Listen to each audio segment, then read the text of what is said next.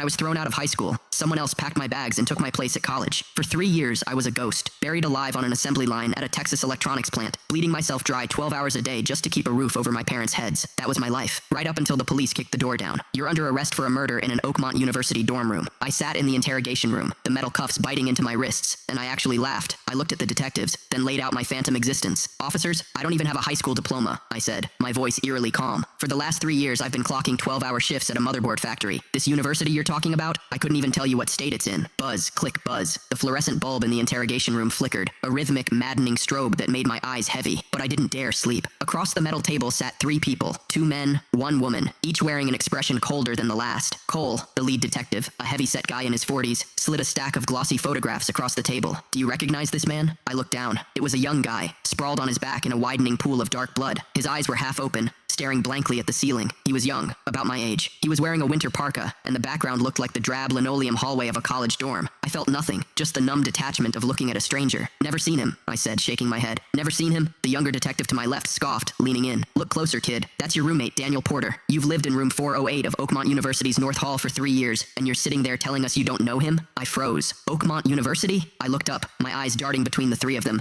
trying to bridge the massive canyon between their reality and mine. I had spent the last 3 years in a sprawling concrete plant in Texas, standing until my knees gave out, begging for a single day off. When the hell did I go to college? Officer, I said, fighting to keep the panic out of my throat. You've got the wrong guy. I never went to college. Never went? The younger cop slammed a thick manila folder onto the table. Read it yourself. Here's a copy of your acceptance letter. Here's your academic transcript. Here's your student ID. Cole Miller, male, social security ending in 4921, enrolled in Oakmont's mechanical engineering program in September 2019. You're telling me this isn't you? My hands trembled as I picked up the file. The acceptance letter boldly declared the name Cole Miller. There was a photo on the student ID too. It was a young man who shared my coloring. Maybe even the shape of my jaw, but the eyes were entirely wrong. It was the face of a boy who had never known what it meant to go hungry. It wasn't me. I flipped to the back of the file. Tucked behind a forged health record was an old, standard-issue high school portrait. That face was mine, but I had never set foot on that campus. It felt like someone had taken a baseball bat to the back of my head. A high, thin ringing filled my ears, and suddenly, fragments of a memory I had spent 3 years burying clawed their way to the surface. 3 years ago, the chill of the afternoon air, the heavy thud of the school doors locking behind me. 3 years of swallowing my pride, of resigning myself to the dirt. I had never, not for one single second, imagined there was a second act to that day. Officer,